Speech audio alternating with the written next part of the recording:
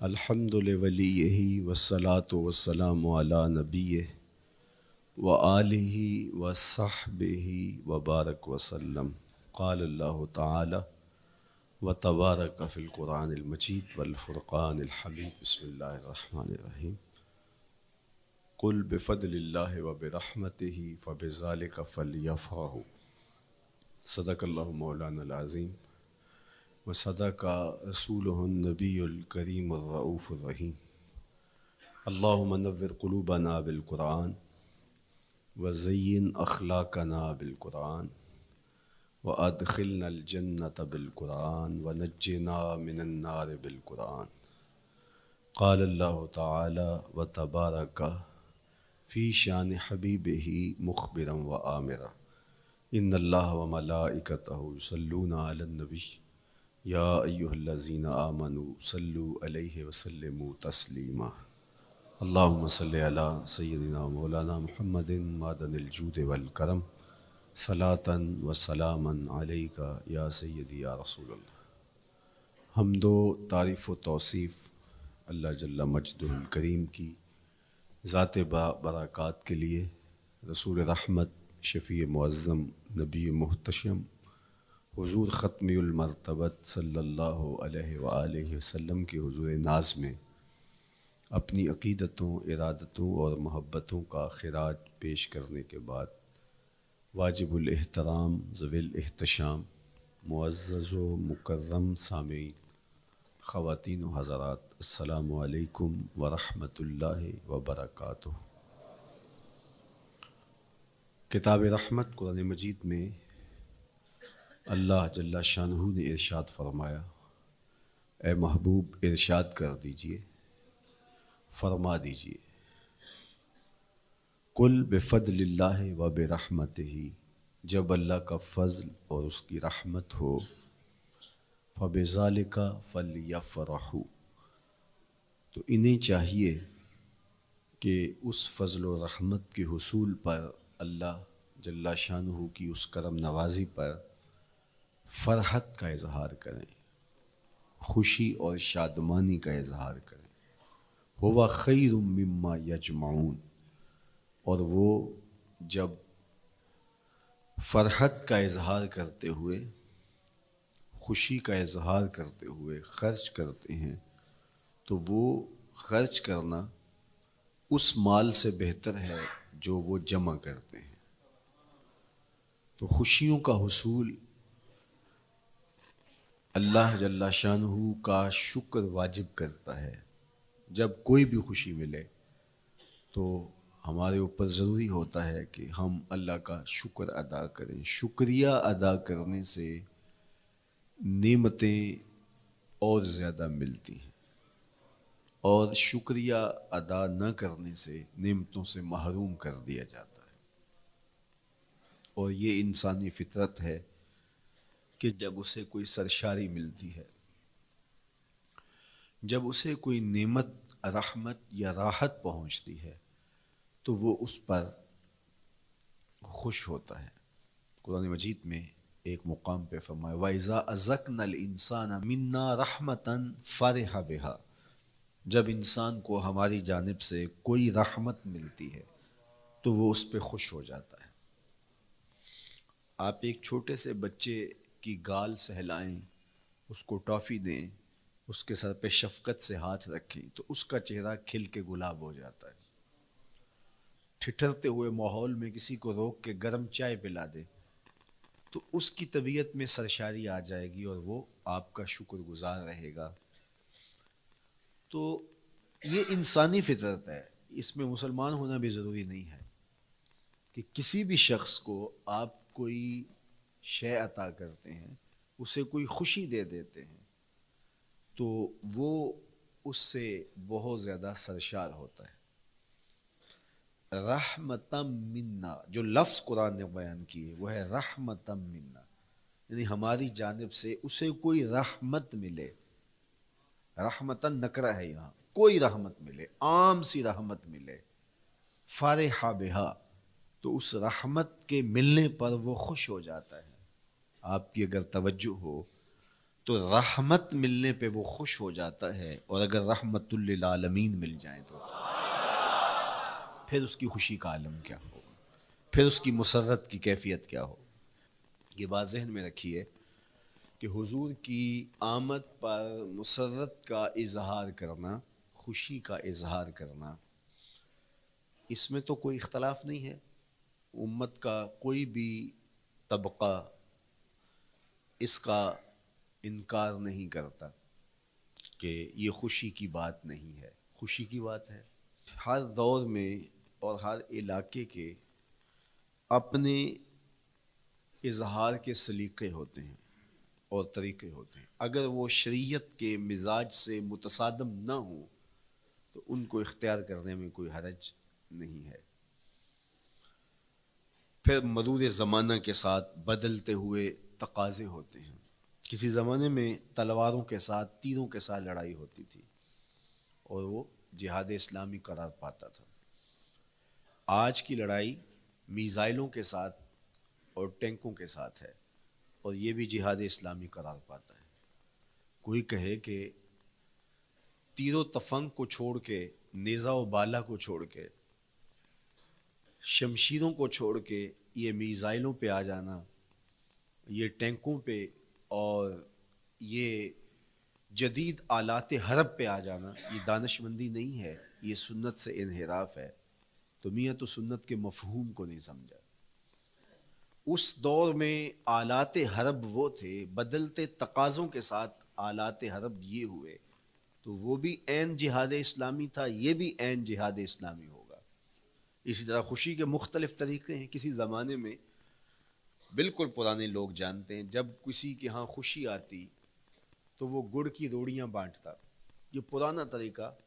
پھر اس کے بعد پتاشے بانٹنا شروع ہو گئے لوگ، پھر اس کے بعد وہ شکر پارے آ گئے، اس کے بعد پھر لڈو آ گئے، پھر موتی چور، اور پھر نہ جانے کیا کیا۔ لیکن روح ایک ہی ہے۔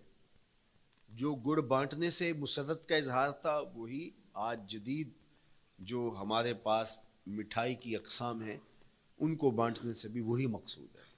کسی زمانے میں کسی کہ ہاں بیٹا ہوتا تو وہ گھر کے دروازے پہ پتے باندھ دیا کرتے تھے۔ یہ اس دور کی جھنڈیاں تھیں، اظہار کے لیے کس گھر میں خوشی آئی ہے۔ تو آج کے دور میں تو ہمیں پتے باندھے ہوئے نہیں ملتے۔ آج گھروں کے اندر ولادت مبارک کے یا مختلف طرح کے غبارے لگا دیے جاتے ہیں یا جھنڈیاں لگا دی جاتی ہیں۔ تو مختلف بدلتے ہوئے ادوار میں وہ طریقے ضرور بدلے، لیکن جہاں تک مسرت کا اظہار ہے وہ روح بعین ہی ہر دور میں، ہر علاقے میں، ہر جو ہے وہ کلچر میں موجود ہے۔ کسی بھی خوشی پہ مسرت کا اظہار، مسرت اور سرور اور کیفیت کا اظہار، یہ انسانی زندگی ہے۔ اسلام ہمیں مسرتوں کے اظہار اور شکرانے کی صورت کے بہت سارے طریقے دیے ہیں، اس میں سے روزہ رکھنا بھی ہے۔ ان طریقوں میں سے ایک طریقہ نوافل ادا کر کے شکر کا اظہار کرنا بھی ہے۔ خیرات بانٹ کے لوگوں کو کھانا کھلا کے مسرت کا اظہار کرنا ہے، لوگوں کو لباس پہنا کے مسرت کا اظہار کرنا ہے۔ اور اسی طرح دعوت ہے، مختلف مواقع پہ مختلف چیزیں ہیں۔ پیر کے دن حضور علیہ السلام روزہ رکھتے تھے۔ پوچھا حضور آپ پیر کے دن روزہ کیوں رکھتے ہیں؟ قال فیہ ولدت، کہا اس دن میں پیدا ہوا تھا۔ تو اپنی ولادت کا حضور دن پیر روزہ رکھ کے اللہ کے شکرانے میں دن گزارتے تھے۔ گو حضور علیہ السلام کی زندگی کا ایک ایک لمحہ رب کے تشکر میں بسر ہوتا ہے، لیکن حضور نے اس کی وجہ بیان کر دی کہ میں اس دن کا روزہ خاص طور پہ اس لیے رکھتا ہوں، فیہ ولدت، اس دن میری ولادت ہوئی تھی۔ اللہ اکبر۔ تو حضور کی ولادت اللہ کی بہت بڑی نعمت، اور اس پر شکرانہ خود میرے حضور نے ادا کیا ہے۔ علماء نے لکھا ہے کہ حضور کی ولادت کی خوشی یہ اللہ کی رضا کا سبب اور ذریعہ ہے۔ آپ نے سنا علماء سے کہ دین کا سب سے بڑا دشمن جس کا نام لے کے مذمت کی گئی وہ ابو لہب ہے. پورے قرآن میں کسی اور کافر کا ابو جہل کا نام بھی نہیں، عتبہ عتیبہ اور امیہ کا نام بھی نہیں ہے. لیکن نام لے کر کے مذمت اگر کسی شخص کی گئی وہ تو ابو لہب کی گئی. حضور علیہ الصلوۃ والسلام جب کوہ صفا پہ جلوہ فراز ہوئے، وَأَنذِرْ عَشِيرَتَكَ الْأَقْرَبِينَ حکم ہوا پہلے قریبی لوگوں کو آپ اللہ کا ڈر سنائیں. تو حضور علیہ السلام نے قریبی لوگوں میں محنت کی، تو قریش کو، صنادید قریش کو، بنو ہاشم کو بلایا اور بلا کہ حضور نے ایک بات کہی کوہ صفا پہ کہ اگر میں تمہیں کہوں اس پہاڑ کی دوسری جانب سے ایک لشکر آ رہا ہے جو تمہیں کچل دے گا تو کیا میری بات مان لو گے؟ تو انہوں نے کہا اگر نظر نہ بھی آیا تو ہم کہیں گے ہم اندھے ہیں، آپ سچے ہو. ہماری نظروں کو پھیر لگ رہا ہے، آپ جھوٹ نہیں بول سکتے. ہم نے 40 سال آپ کے شب و روز دیکھے ہیں، تو کیسے ہم یہ گمان کر لیں؟ تو حضور نے فرمایا اگر میری ذات پہ اتنا یقین ہے تو مان لو اللہ ایک ہے. تو ابو لہب سب سے پہلے بولا تبا لک ھنالک سائر الیوم الہذا جمعتنا معاذ اللہ، کہ آپ کا معاذ اللہ ہاتھ ٹوٹ جائے، آپ نے اس لیے ہمیں جمع کیا تھا. تو اللہ تعالیٰ جل شانہ نے اس کا جواب دیتے ہوئے ارشاد فرمایا تبت یدا ابی لہب وتب، ظالم تیرے دونوں ٹوٹ جائیں، ظالم تیرے دونوں ٹوٹ جائیں. تو ابو لہب کا نام لے کے مذمت کی گئی. لیکن یہ بدترین کافر جب حضور کی ولادت ہوتی ہے تو اس کی لونڈی سویبہ اس کو جا کے خبر دیتی ہے کہ تیرے مرحوم بھائی کے گھر بیٹا پیدا ہوا ہے. تو یہ بہت خوش ہو گیا، اس لیے نہیں کہ نبی تشریف لائے ہیں، اس لیے کہ میرے مرحوم بھائی کے گھر میں چراغاں ہوا. تو بھتیجا ہونے کے ناطے اس کو ایک سرشاری اور خوشی ہوئی، اور لونڈی کے خبر دینے پر اس نے اشارے سے اس کو کہا جا تو آزاد ہے. اللہ اکبر. یہاں سے یہ بھی سمجھیں کہ حضور نے صحن کائنات میں قدم رکھا، غلاموں کو آزادی ملنے لگی، غلامی کی زنجیریں ٹوٹنے لگی. تو سویبہ کو کہا جا تو آزاد ہے. خیر ابو لہب کی ساری زندگی آپ کو پتہ ہے، لیکن جب مر گیا تو حضرت عباس رضی اللہ تعالیٰ عنہ کو خواب میں ملا. انہوں نے کہا سنا کیسی بیت رہی ہے؟ اس نے کہا سخت مشکل میں ہوں، ڈاڑھی تکلیف ہے، حضور کی مخالفت بڑی مہنگی پڑی.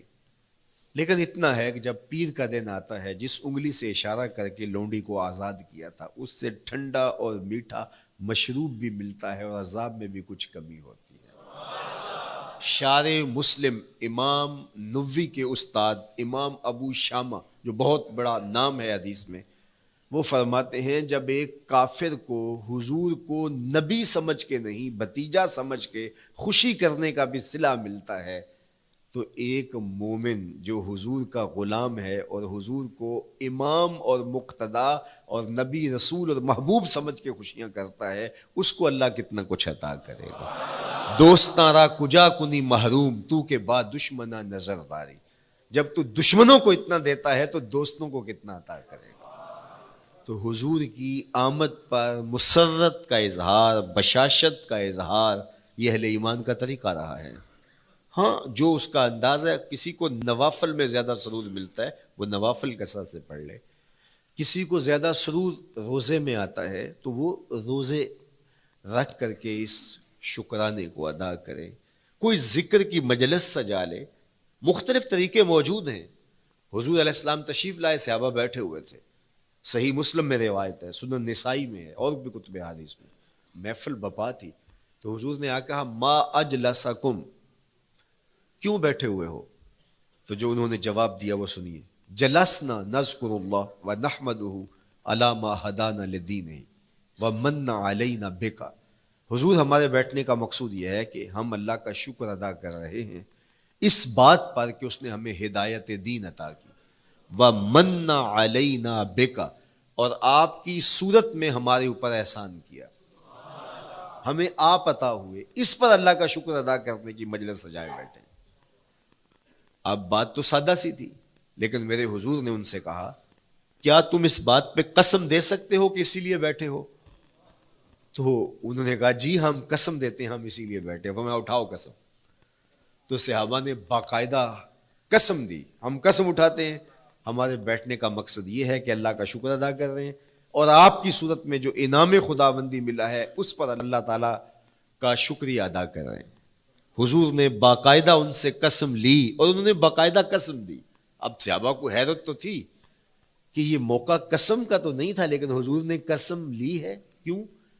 حیرت و استجاب کی کیفیت تھی. حضور علیہ السلام نے فرمایا صحابہ میں تم سے جو ابھی قسم لی ہے یہ کسی تہمت کی بنیاد پر نہیں لی, یعنی تمہارے قول کی صداقت میں مجھے کوئی شک نہیں تھا کہ میں نے قسم سے تصدیق کی ہو, بلکہ اس کا سبب اور تھا. بعض اوقات قسم اس لیے کی جاتی ہے کہ کسی متردد ذہن کو مطمئن کرنا ہوتا ہے, اور بعض اوقات قسم واقعہ کی اہمیت کو بڑھانے کے لیے کی جاتی ہے. کوئی بندہ کہہ رہا ہے کہ جناب فلاں صاحب آ رہے ہیں ہمارے گھر میں, مہمان آ رہے ہیں, تو گھر کے اچھا کہتا ہاں قسم اللہ کی, تو اس کا یہ مطلب نہیں کہ اس کے شک ہوتا ہے, اس کی خوشی اور اس کی مسرت کے اظہار کو بڑھانے کے لیے وہ کہتا ہے کہ ہمارے گھر کے اندر آج فلاں آ رہا ہے, تو وہ کہتا اچھا کہتا ہاں ہاں قسم اللہ کی وہ آ رہا ہے. تو یہ متردد کا شک دور کرنے کے لیے قسم نہیں ہے, یہ بلکہ اس کی خوشی اور سرشاری کو پختہ کرنے کے لیے ہے. تو عربوں میں قسم مختلف وجہ سے کی جاتی تھی. تو حضور نے فرمایا یہ جو میں نے تم سے قسم لی ہے یہ کسی تہمت کی بنیاد پہ نہیں لی, بلکہ اس قسم کا سبب کیا ہے سنو. پھر حضور نے خود بتایا, فرمایا تم یہاں بیٹھے تھے, میں حجرے میں بیٹھا تھا, اتانی جبریل علیہ السلام, میرے پاس جبریل امین حاضر خدمت ہوئے, فاخبرنی ان اللہ یباہی بکم الملائکہ, تو مجھے انہوں نے خبر دی ہے, محبوب ذرا باہر تو نکل کے دیکھو, صحابہ تمہارے اس عمل پر اللہ فرشتوں میں ناز کر رہا ہے, اللہ فرشتوں میں فخر کر رہا ہے کہ دیکھو میں نے ان کو نعمت دی, کتنے قدردان نکلے, اس نعمت کا شکرانہ ادا کر رہے ہیں. اور آج اگر ہم اپنے گھر میں بیٹھ کے, اپنی مسجد میں بیٹھ کے حضور کی صورت میں انعام خداوندی کا شکریہ ادا کرتے ہیں تو اللہ کی رحمتوں سے بعید نہیں کہ اللہ فرشتوں سے کہے دیکھو صدیاں بیت گئیں یہ آج بھی شکرانہ ادا کر رہے ہیں, اور یہ بات میری اور آپ کی بخشش کی ضمانت قرار پائے.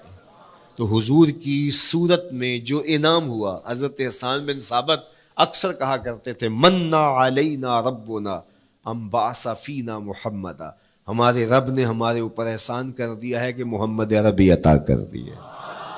ساری زندگی سجدے میں سر رکھ کے شکر ادا کرتے رہیں, حق شکر پھر بھی ادا نہ ہو. میں تو کہا کرتا ہوں ہمارے بدن پہ اتنے بال نہیں ہیں جتنے رسول اللہ کے احسانات ہیں. ہمارا بال بال قرض رسالت میں جکڑا ہوا ہے, ساری زندگی ان کے گیت گائیں.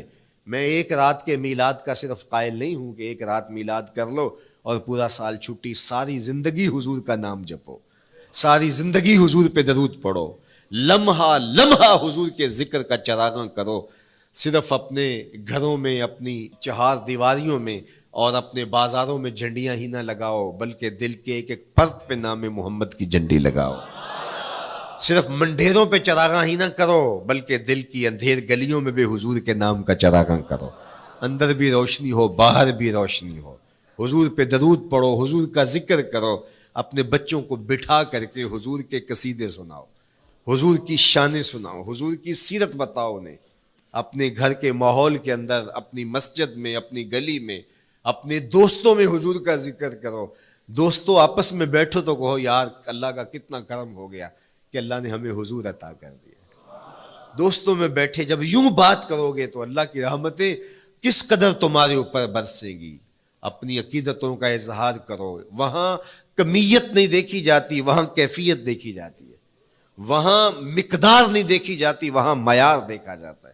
وہ چہرہ اور چہرے کا تل نہیں دیکھتے, وہ بندے کا دل دیکھتے ہیں. وہ دیکھتے ہیں کون کس خلوص کے ساتھ محبت لے کر کے آیا ہے.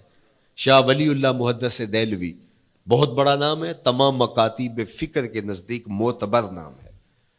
شاہ ولی اللہ محدث دہلوی فرماتے ہیں میرے والد شاہ عبد الرحیم محدث دہلوی ہر سال حضور کا میلاد کرتے تھے, اور اپنی استطاعت کے مطابق لوگوں میں, آنے والوں میں کچھ کھانا بھی تقسیم کرتے. ایک سال حالات اتنے پتلے تھے کہ ان کو میسر نہ تھا کہ لوگوں کو بھرپور کھانا کھلا سکیں, لیکن کہا چلو ناغہ نہ ہو, ایک تسلسل ہے جاری رہے, تو انہوں نے چنے بانٹ دیے بعد میں. لیکن دل میں تشویش تھی کہ اس مرتبہ من کی منشا پوری نہیں ہوئی، تو اسی حالت میں سو گئے، سوئے تو مقدر جاگا، حضور کا دیدار نصیب ہوا، اور جس نے حضور کو خواب میں دیکھا اس نے حضور کو ہی دیکھا۔ من رآنی فی المنام فقد رآنی، فرمایا جس نے مجھے خواب میں دیکھا اس نے مجھے ہی دیکھا۔ فإن الشیطان لا یتمثل بی، شیطان میری مثل ہو ہی نہیں سکتا، خواب میں آ کر بھی حضور کی مثل ہونے کا دعویٰ نہیں کر سکتا، جس نے مجھے دیکھا اس نے مجھے ہی دیکھا۔ اور دوسری بات، حضور جس کے خواب میں آئے قصد، ارادے اور مرضی سے آئے۔ تیسری بات، حضور علیہ الصلوۃ والسلام نے خواب میں کسی کو کچھ عطا کیا تو وہ حقیقت میں عطا کیا۔ ویسے میں خواب میں کسی سے کچھ لیتا ہوں، آپ خواب میں کسی سے کچھ لیتے ہیں یا کسی کو کچھ دیتے ہیں تو وہ محض خواب ہوتا ہے۔ آپ نے کسی سے قرض لینا ہو تو وہ خواب میں آ کے ادا کر دے تو صبح اٹھ کے کھاتے سے نام کاٹ دیں گے؟ آپ کہیں گے خواب میں ادا کیا، بھوک میں تڑپتے سو گئے، رات عالی نصب ہوٹل سے کھانا کھاتے رہے، صبح بھوک محسوس کریں گے یا نہیں؟ خواب میں کھایا ہے نا۔ وہ کیا کسی نے کہا 100 بار میرے ہاتھوں میں تیرا دامن آیا، جب آنکھ کھلی تو اپنا ہی گریباں تھا۔ کچھ نہیں ہوتا، خواب محض خواب ہوتا ہے۔ لیکن اگر حضور کسی کو خواب میں کچھ عطا کرے، امام بوصیری سے پوچھو، رات چادر ملتی ہے، صبح اٹھتے ہیں کندھوں پہ موجود ہوتی ہے۔ حضور عطا کرتے ہیں تو حقیقت میں عطا کرتے ہیں۔ امام سخاوی نے القول البدیع میں لکھا ہے، ایک شخص حضور کے روضے پہ کھڑا ہے اور کیا کہتا ہے؟ آنا ضیفوں کا، میں آپ کا مہمان ہوں، اور آپ کے ہوتے ہوئے کسی اور در پہ تو نہیں جانا۔ آقا جی میں تیرا ہو کے خیر منگاں در در دا، مریل کتا کیوں اخواواں ایڈے بختاں وردہ، جب میں تیری چوکھٹ پہ ہوں تو کسی اور سے کیوں مانگوں؟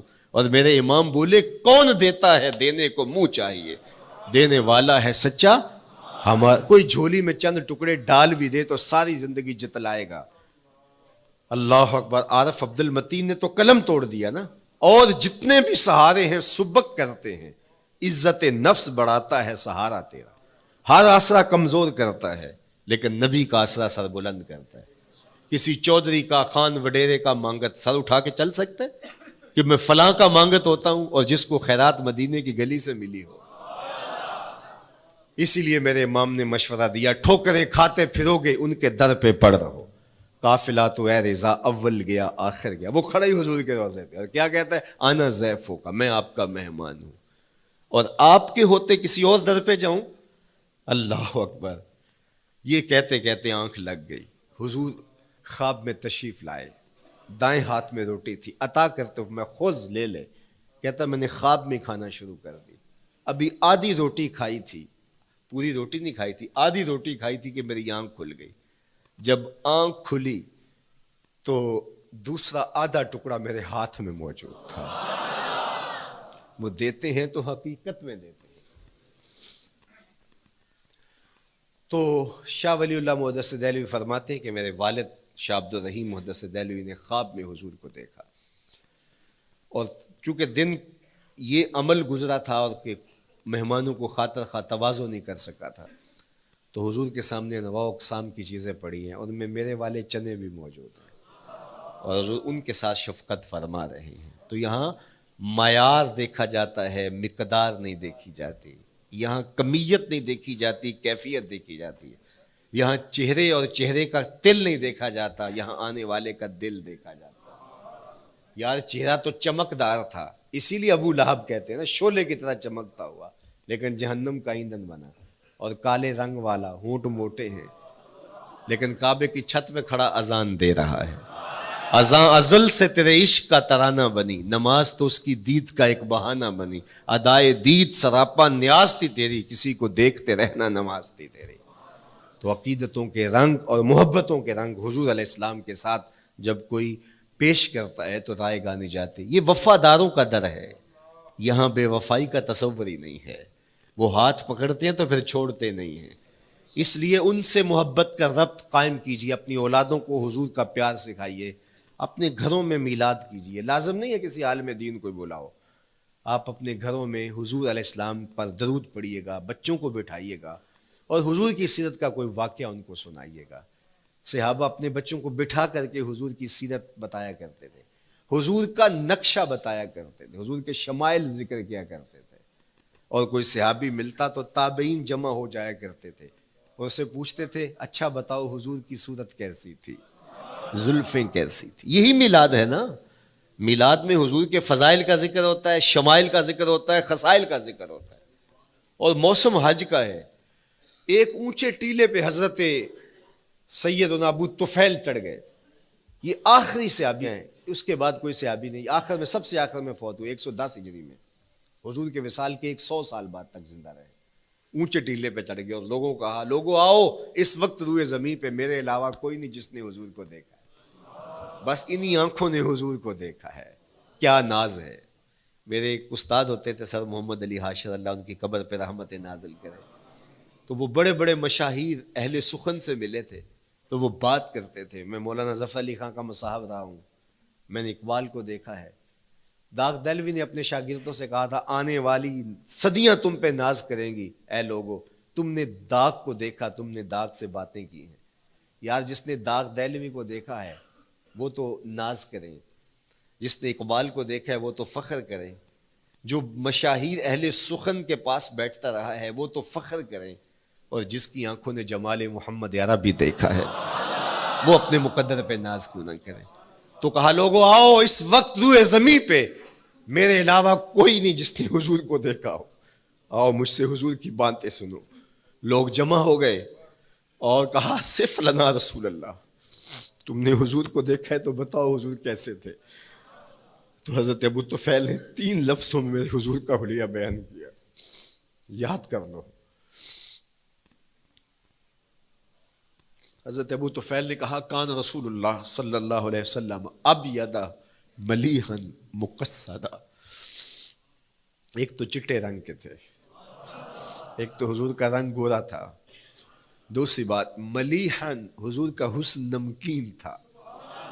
اور تیسرا مقصدا، حضور متوازن تھے، نہ قد لمبا نہ قد پست، سوا صدر والبطن، سینہ اور پیٹ برابر. لیسا بالطویل الممغط ولا بالکثیر المتردد، نہ پست کے عجیب دکھائی دیں نہ اتنے لمبے کے عجیب لگیں بلکہ درمیانہ قد. لیکن اذا جامع القوم غامرہم، سن لو حضور کا قد تو درمیانہ تھا لیکن جب لوگوں کے درمیان چلتے حضور کے کندھے لوگوں کے سروں سے اونچے دکھائی دیتے. یہ اللہ نے شان دی اپنے محبوب کو.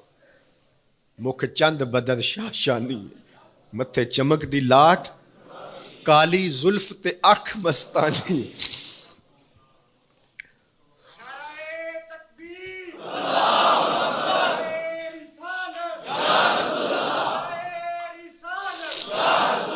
کالی زلف تے اکھ مستانی ہے، مخمور رکھی ہیں مد بھریاں.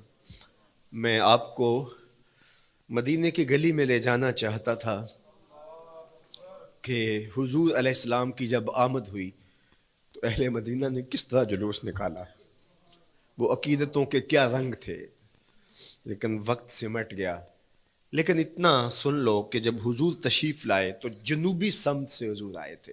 جب انہوں نے دیکھا نا تو اچانک ودا کے پہاڑوں کی اوٹ سے حضور دکھائی دیے. تو سیاہ پہاڑ ہیں تو ان سے جب حضور کا چمکتا ہوا چہرہ دکھا نا تو بے ساختہ انہوں نے کہا طلع البدر علینا، وہ دیکھو چاند چڑھ گیا ہے. طلع البدر علینا، وہ دیکھو چاند چڑھ گیا. یہ شاعری خود بخود ہوتی ہے، خود بخود ترتیب. ایک ہوتی ہے آورد، ایک ہوتی ہے آمد. یہ آمد ہے. طلع البدر، وہ دیکھو چاند چڑھ گیا. من ثنیات الوداع وجب الشکر علینا. مورخ اسلام حفیظ جالندری نقشہ کھینچتے جنوبی سمت سے اٹھا ایک نوری غبار آخر. جنوبی سمت سے اٹھا ایک نوری غبار آخر، سواد شہر میں داخل ہوا ناکا سوار آخر. زباں پر اشرق البدر علینا کی صدائیں تھیں، دلوں میں ما دعا للہ دائی کی دعائیں تھیں. نبوت کی سواری جس طرف سے ہو کے جاتی تھی، درود و نعت کے نغمات کی آواز آتی تھی. کہیں معصوم ننھی بچیاں تھیں دف بجاتی تھی، رسول پاک کی جانب اشارے کر کے گاتی تھی اور کہتی کیا تھی؟ ہم ہیں بچیاں نجار کے عالی گھرانے کی، خوشی ہے آمنہ کے لال کے تشریف لانے. خوشی ہے آمنہ کے لال کے. عجیب رنگ بکھرے ہوئے تھے. حضور نے جب بچیوں کو دیکھا تو فرمایا تم مجھ سے محبت کرتی ہو؟ انہوں نے کہا ہم دل و جان سے آپ سے پیار کرتی ہیں. تو حضور نے فرمایا واللہ انا احبکن، اللہ کی قسم میں بھی تم سے پیار کرتا ہوں، میں بھی تم سے پیار کرتا ہوں. لوگ گھروں کو سجائے بیٹھے، ہلم الینا یا رسول اللہ الی العدد والعدۃ والمن، حضور آ جاؤ نا، آ جاؤ، ہمارے پاس اسلحے بھی ہیں، کسی نے حملہ کیا توڑ کے رکھ دیں گے، ہمارے بڑے بڑے گھر ہیں، مہمان آئے سنبھال لیں گے، رک جاؤ نا ہمارے گھر. اب اتنے چاہنے والے ہوں تو کس کو پذیرائی دیں؟ حضور اونٹنی کی مہار گردن پہ ڈالتے، فرماتے خلو سبیلہا ناقتی مامورۃ من اللہ، اس کی راہیں چھوڑ دو، یہ اللہ کے حکم کی پابند ہے. کہتے ہیں لوگوں نے اونٹنی کو چارہ دکھانا شروع کر دیا کہ چلو اونٹنی بیٹھ جائے. اللہ اکبر، پانی ہڑا نو لوڑ کی راہ براندی، پہنچے آپ دریار سرکار یارا. یار جب محبت پیدا ہوتی ہے یار منانے کے ڈھنگ بھی سیکھ لیے جاتے ہیں، محبت بتا دیتی ہے محبوب کو کیسے منانا ہے. لیکن حضور فرماتے خلو سبیلہا ناقتی مامور، راہیں چھوڑ دو، میری اونٹنی اللہ کے حکم کی پابند ہے، یہ سبز چاروں کے لالچ میں آنے والی نہیں ہے، چھوڑو چھوڑو اس کا راستہ. اللہ اکبر، جب بنو نجار کے محلے سے حضور گزرے، یہی بچیوں نے تالا البدر علینا پڑھا تھا، اور یہی محلہ حضور کے ننیال کا محلہ تھا. انہوں نے جو لفظ کہے امام صالحی نے، اللہ ان کی قبر پہ کروڑوں رحمتیں نازل کرے. سبل الہدا والرشاد میں نے کئی مرتبہ یہ مقام پڑھا ہے، باب الہجرہ مسلم شریف باقی کتب حدیث میں بھی ہے، لیکن امام صالحی نے بہت ساری احادیث جمع کی ہیں، اور انہوں نے یہاں جو منظر بیان کیا ہے، انہوں نے جو لفظ کہے نا، جب حضور آئے بنو نجار کے محلے سے گزرنے لگے تو ذرا لفظوں کی چاشنی دیکھیے، ان لفظوں سے ٹپکتے شہد کو دیکھیے. تو انہوں نے آگے بڑھ کے حضور کو دعوت دی، اور لفظ کیا کہے، ہلم الی اخوالک یا رسول اللہ الی العدد والعدۃ والمن، حضور ادھر تو رک جاؤ، یہ تو آپ کے ماموں کے گھر ہیں، یہ تو آپ کے ننیال کا محلہ ہے. لیکن حضور نے فرمایا کہ بس میری راہیں چھوڑ دو. پھر اونٹنی جا کے کہاں بیٹھی، نیویاں دا پرونا ہے میرا نبی، کوٹھیاں تے چڑھے ویخ دے رہ گئے. سہل اور سہیل دو یتیم بچے تھے، اور ان کی خالی جگہ پڑی تھی، جا کے اونٹنی وہاں بیٹھ گئی. اٹھایا گیا پھر بیٹھ گئی. قریب ترین مکان حضرت ابو ایوب انصاری کا تھا. دوڑے آئے، سامان اتارنے لگے، کہا حضور اونٹنی کو اب نہ اٹھاؤ، اب تو میرے بخت جاگ پڑے ہیں. پھر ان کی کیفیت کیا تھی، امروز شاہ شاہاں مہمان شو دستو مارا. امروز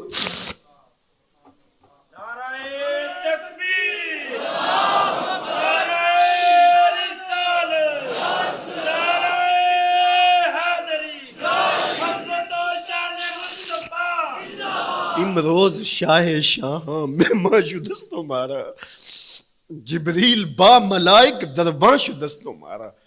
وہ کہتے ہیں آج شاہوں کا شاہ میرے گھر کا پرونا بن گیا ہے.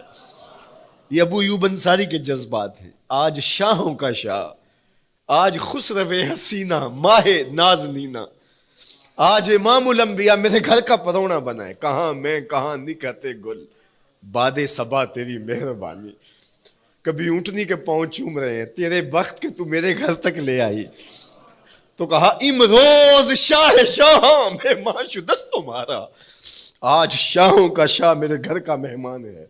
پھر آگے کیا کہتے ہیں، جبریل با ملائک درباں شدست و مارا.